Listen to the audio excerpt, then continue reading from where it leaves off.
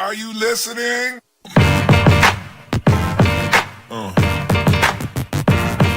Yeah. Yeah.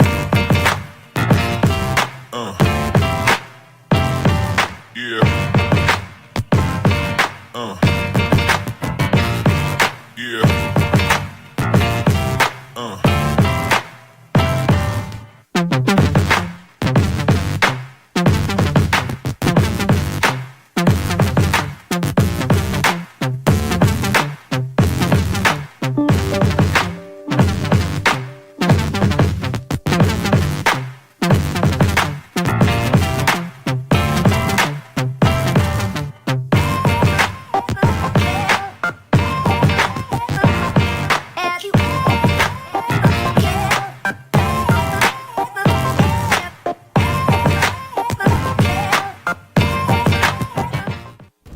Welcome everyone to Sports Talk in the Burgh. As always, I am Logan Carney, and tonight I am joined by Nick Hedrick and Matthew Kurdick. Now guys, we got a college football packed and Robert Morris packed show, so why don't we just dive right in? All right, the Steelers fell to the Baltimore Ravens at home on Sunday night, and if that wasn't bad enough, they were held scoreless in the second half. So guys, what are your thoughts on this, and is their season in jeopardy? Well, I think that the Steelers should be worried this year. They're scoring less points per drive. They had 2.23 points per drive last year compared to 1.72 this year. Their penalties are killing them. They had 110 last year, and they're on pace for 168 penalties this year, opposed to 110 last year. I mean, Ben, even though he has the most passing yards in the NFL, he has the second most attempts, but he's been struggling. He has 20. He's on pace for 20 interceptions, and he's played two of the worst defenses in the league. And since Ryan Shazier has left the team, since he got hurt, they are 4-5-1. They've won 4 of their past 10 games. I agree with you that the penalties is something that I am worried about. They're averaging 10.5 penalties per game, which is ridiculous. That's 2 more than the next team. And last year, they averaged 6.2. They were 13th, and they're last in the league this year. So in terms of penalties, that's something the Steelers should be worried about. But overall, I mean, you look at the division, something people criticize about is the defense. And that's something you brought up with the loss of Shazier. The Ravens are the only defense in the division that is competitive. The Browns, everyone talks about, Myles Garrett and all these great players that they have. They're 25th in defense. The Bengals, 29th in defense, right ahead of the Steelers, who are 30th. So, yes, the Steelers' defense is bad, but as far as it being bad, it's still competitive in the division. And I trust their playmakers on offense more than I trust, Andy Dalton or Joe Flacco. Well, Joe Flacco's elite. They've always said that. They've always said Joe Flacco's elite. Elite in the quarterback battle. I'm worried about this team because of the off-field antics that we hear about every week. It's like a soap opera. Every week someone new is complaining. It is. Every week we hear that they're losing faith in Tomlin. It is, but they had that last year, and they still, had the second best record in the league. Right. In the AFC. But I don't think it's fair to say it's as bad as it was last year was as bad as this year is. I mean, it's something we've always heard of this team, and I'm not worried about the Steelers. I'm not. I mean, one of the reasons the Steelers have been struggling this year is because they've lost one of the most electric running backs in the league, Le'Veon Bell. Reports say that Bell will be returning to the Steelers for the bye week 7.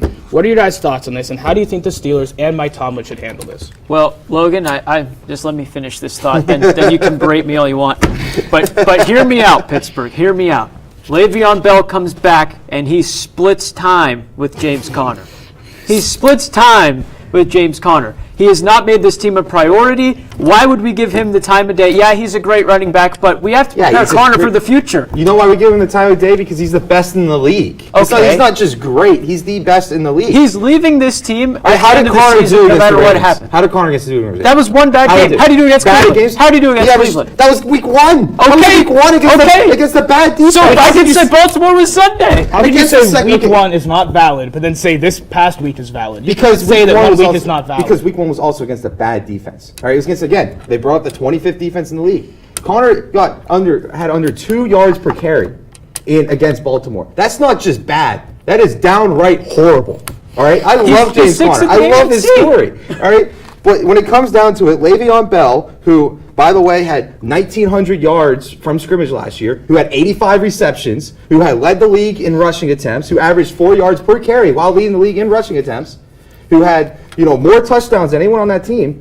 He's their best playmaker. They will not win the Super Bowl without Le'Veon Bell. I'm not going to argue I'm not that. worried about I'm not them to arguing win that, make the but playoffs, but they will not win the it's Super Bowl without Le'Veon hypocritical Bell. for them to do all this all offseason. He does all this stuff, puts the team It's through not everything, and then they hypocritical. just welcome him back. No, I it's agree. not No, I hypocritical. agree. The Steelers, if they let Le'Veon Bell play, what kind of message does that show to their team? It shows that It shows the you wanna players win. No, the players you wanna that win. have been Here's another practicing. best player. The players that have been Shows you wanna practicing win. since Here's week another one news in the cliche preseason with since you Oh, that that's summer. great. Why don't we put a bunch of tryhards out there so they can keep getting destroyed by the Ravens? Okay, that'll just make all of our attitudes on the Steelers better. All the attitudes on the Steelers They team will be should just better keep putting because the guys that they're try going to put the the hardest. players that don't care. Let's keep putting the in. guys that try the He hardest. does not care about You that. can't shit. let works the inmates 100%. run the asylum. That's Yeah. what my grandma always told me. They're an NFL team. They are not a Little League team. All right? That's just it. The Pirates fired their 2 hitting coaches, Jeff Branson and Jeff Lively.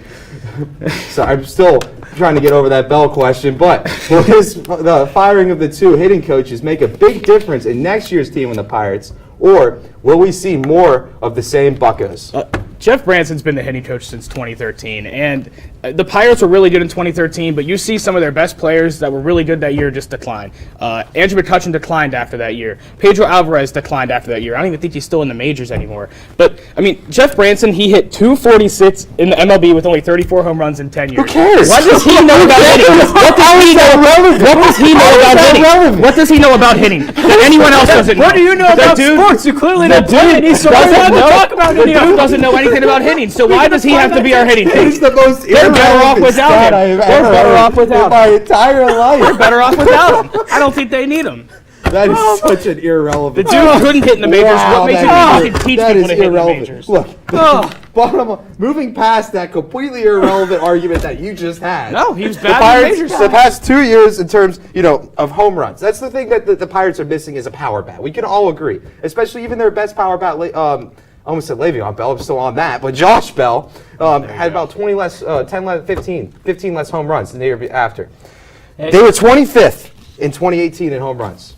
They were 29th in 2017. That's not a playoff team. And yes, you don't need just power, but you need to have some power. And they had no power. But do you think this really even helps in terms of people like Polanco, Marte, and Bell all playing underneath where we know they're capable of playing at? Do you think this really changes anything? Look, as far as I'm concerned, it was broken, and they're trying to fix it. I don't think You it's know? offensive by firing that guy.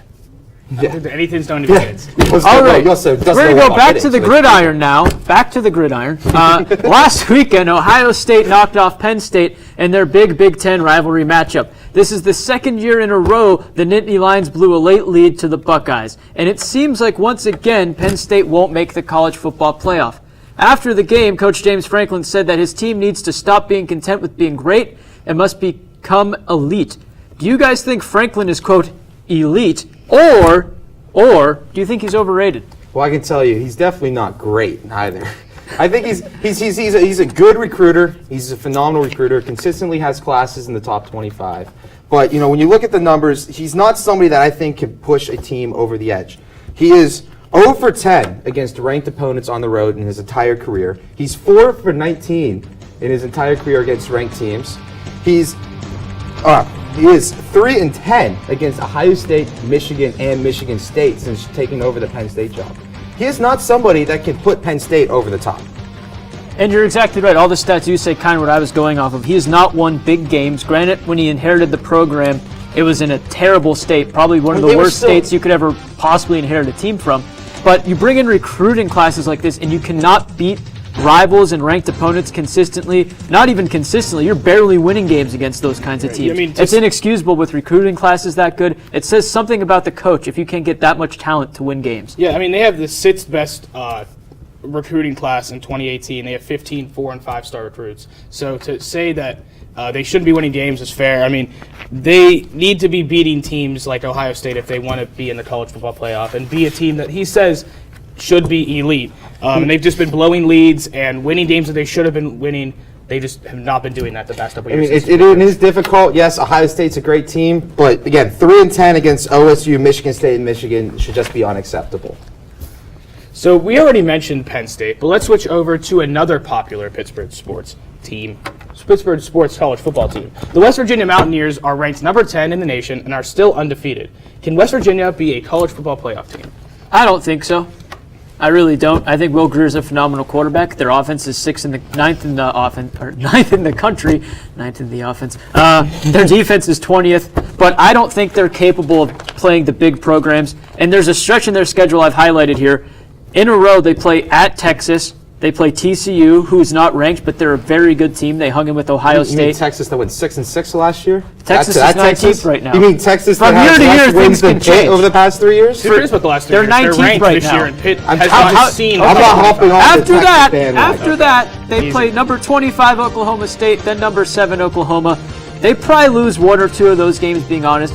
But I do think they're a very good team. I just don't see them making the playoffs. Looking at the top 10, West Virginia falling in at number 9, and you look at it, Alabama, I think, is going to make the playoffs. Right. Clemson, another one. Ohio State, another one. But Notre Dame, Oklahoma, West Virginia, those are the teams that I think are going to, or the threes that are going to do it. I don't think they're going to take 2 SEC teams again. I don't. Even though Georgia is definitely in that conversation. We could talk about what teams are better than West Virginia, but you talked about how Will Grier is good, but he's not just good, he's elite. He has 17 touchdowns and only 3 interceptions in 4 games, has passed for over 1,500 yards, and has completed 70% of his passes. That's 4 games. And I'm saying those are the stats of a Heisman winner. Absolutely. You might not think that he might win the Heisman. Absolutely. You can say whoever you And might again, be. you mentioned this tough schedule, and it is a tough schedule, but if they can win out, or at least win till they get to Oklahoma, Right. Oh, there's a strong case. whoever for that. the winner of this Oklahoma game in West Virginia, because that's the last game of the year for West Virginia. Right. And then, of course, the Big 12 championship if they end up, Yeah. winning that game. The winner of that's probably going to get the 4th playoff spot. Yeah. On my Absolutely. opinion. I mean, yeah, we talk about Penn State all the time in Pittsburgh. I mean, people talking about Penn State all the time, but West Virginia, honestly, is probably the better team. So I don't know what kind of issue that brings to the college football. We're moving on to the last FBS college football team here in Pittsburgh. Pitt football lost again this past weekend to fall 2-3 on the season. The team got annihilated by last year's national champion, UCF, by the score of 45-14. This begs the question, is it time to move on for Pat Narduzzi? Oh, absolutely. The Pitt program, since he's been the coach, has been an absolute embarrassment. They haven't been consistently ranked since Wannstedt was a coach in 2010.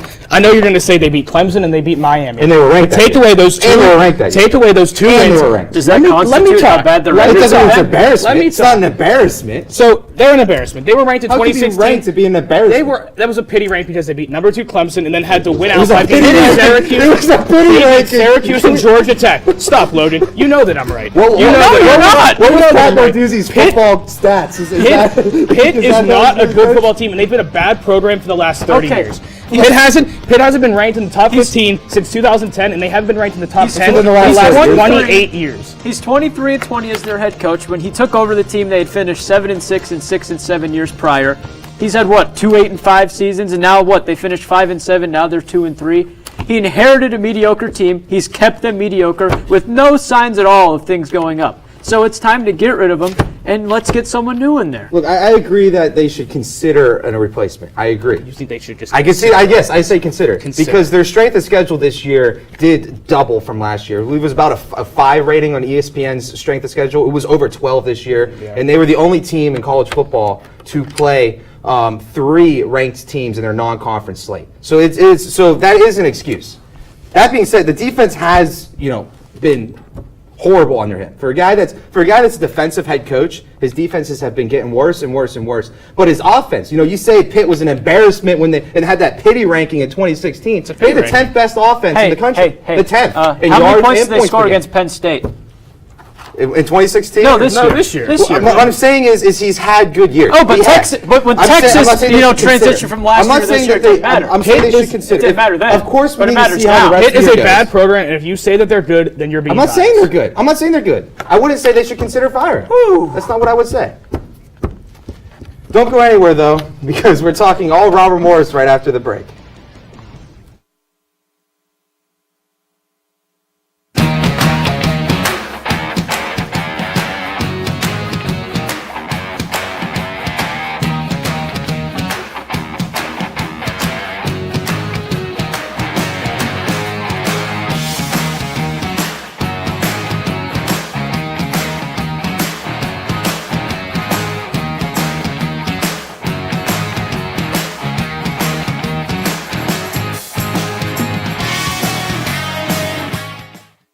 I was your age, I was just like you, fascinated by stars.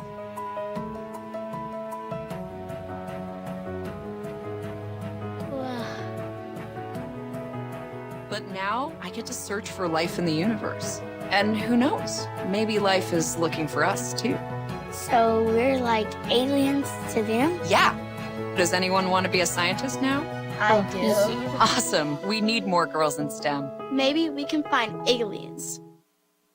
You want to retire like a champ?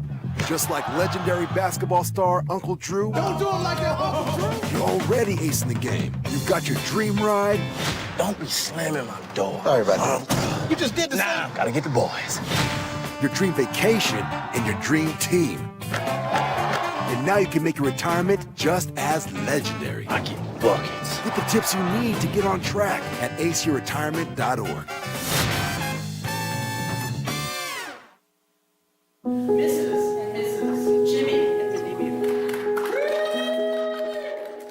I came from 5 generations of teachers.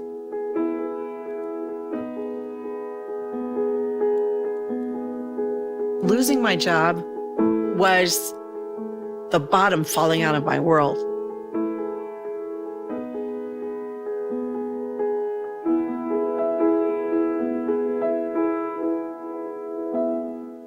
Welcome back to Sports Talk in the Burgh. So we are almost halfway through Coach Bernard Clark's first season as head coach of the Robert Morris football team. So what grade would you guys give him this season? You know, I gave him an A minus. And yes, I know that's high. It is. Very high. But his offense is putting up 25.8 points a game, Last in the as conference. opposed to last year when they put up 10.2. So he's more than doubled his offensive output for a guy that was supposed to be a defensive head coach. And yes, the defense has, gotten worse. But as far as it goes, he looks like somebody that can turn the program around. His offense is performing well, and it looks like it can compete. Yeah, no, I agree. The offense has definitely stepped up this year. They only scored 36 points in the first 4 games last year. They've scored 103 points so far in the first 4 games.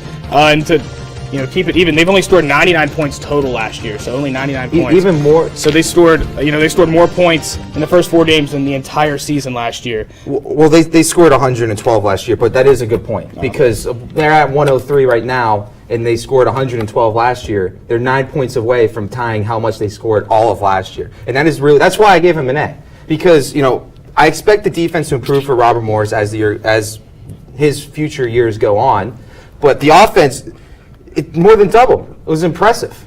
I mean, it's something that really impressed me. Right. Okay, but I gave them a C+. And as much as I admit the offense is good and the defense is looking better, the defensive stats, they're still nearly last in their conference in everything. So it's unfair right now to say that he's doing an above-average job. They've given up like 200 I mean, points. given his situation, I think an A is fair. The RMU volleyball team has started conference play with a record of 0-3. Many people had higher expectations for this year, including myself, who last week said that they would win the conference. But what do you guys think about their start compared to how you guys thought that they would be heading into this year? I mean, definitely bold that you said they would win the conference, considering they haven't won a game yet. Well, but no, they only have 3 seniors. Those 3 games were after They only have 2 weeks ago's episode. They only have 3 seniors. They might not be that great this year, but they're going to get better as the players mature. So that's always a hope for that team. I mean, they only right now, they're in really nothing They special. only have 3 seniors this year. They were a young team last year, the young team this year, and like you said, last year they were one of the top teams in the NEC. And it's not something, they're middle of the pack in every one of the conference statistics. Hitting percentage, 6th, that's more towards the bottom, but still right in the middle. 5th in opponent hitting percentage, assists. I mean, they're right in the 5th in kills. They're right in the middle pack of everything. So there's no reason to expect that this team can't improve. Right. I definitely don't think they're going to go winless throughout conference play. They're a very streaky team so far. I mean, they started with 6 losses. They won 6 of their next 7. Now they've lost 4 in a row. They're a very streaky team. And something else that has to improve is, without a doubt, their record on the road, which is currently 1-5. You're not going to win the conference with a 1-5 record. Yeah. And I know that's not all conference games, but I mean, still, you have to learn how to play outside of your own arena. I mean, they don't have to win the conference this year. Like Matt said, they need to show improvement. The problem is that they had such high expectations for how they played last year. All right, and that's what caused me to predict them to win the conference. You know, now they need to show improvement. They don't need to win the conference this year because they're still a young team. They still only have 3 seniors on their team. But they need to show some improvement that says, hey, they can win a conference title in some point in this class. The men's hockey team will play their first exhibition game on Sunday. The team is coming off of a conference championship appearance, but they lost star player Brady Ferguson to graduation. So guys, what are your thoughts on this year's team? Well, I see them, finishing anywhere from 3rd to 5th. They lost 9 players from the offseason, including obviously leading points scorer Brady Ferguson. Second and third place return, though, they also bring in 10 new players, so it might take a while for them to mesh as a whole. But I mean, I can see them finishing anywhere from 3rd to 5th, like I said. The 2 teams I think that will finish in front of them are Canisius and Air Force. But I still think RMU has a very good team here. They have guys with experience. They have fresh blood coming in. And I honestly think they can have a very good season this year. I'm excited to see what Alex Tonge does. Absolutely. I think he could be the Brady Ferguson. This is his chance to step up. Last year he had 20 less shots than him, but only 1 less goal. So Tonge is somebody that can definitely step up. He was a great player last year. He only had 5 less points than Brady Ferguson did. And like you said, Tonge, Lynch, Gloria, they all return. Those are 3 great players. They still have a nice core in place, and this is a team that could contend. Yeah, I mean, to say that losing Brady Ferguson is a big deal is an understatement. I mean, it's a massive deal. He was their best player. He scored almost 70 goals last year. But the team was... What?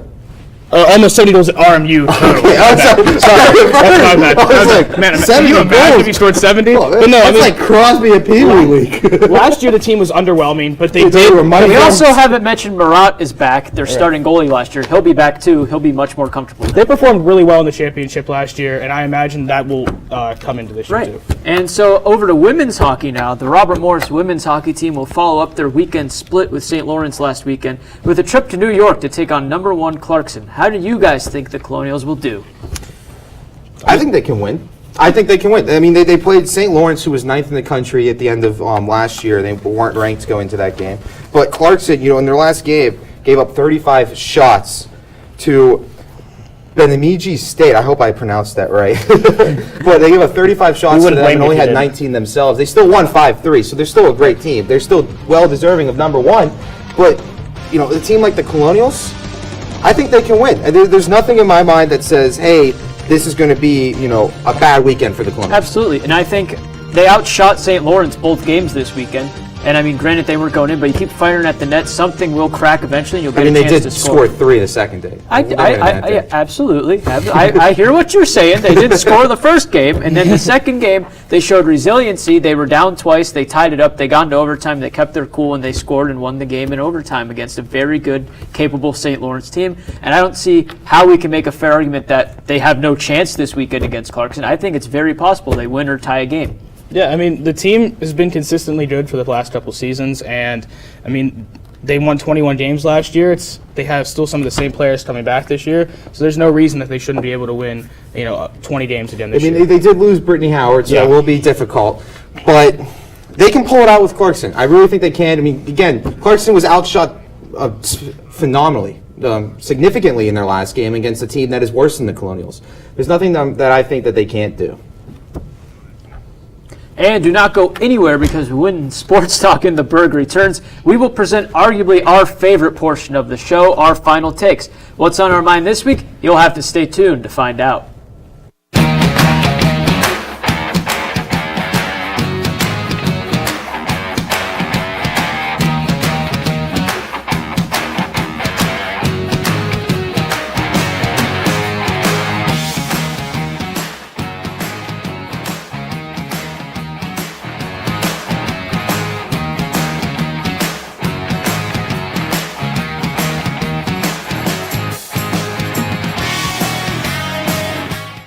When I was your age, I was just like you, fascinated by stars.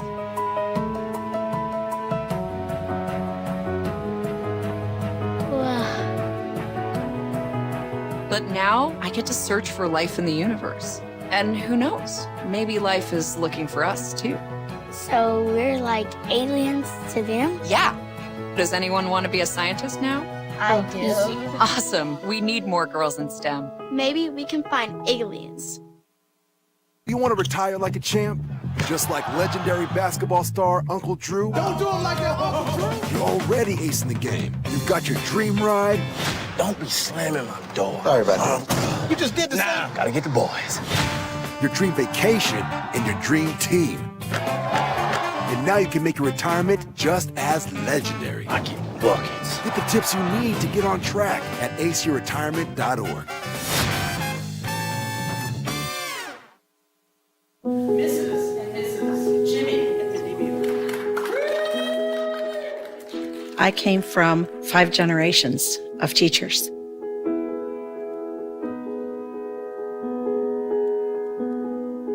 Losing my job was the bottom falling out of my world.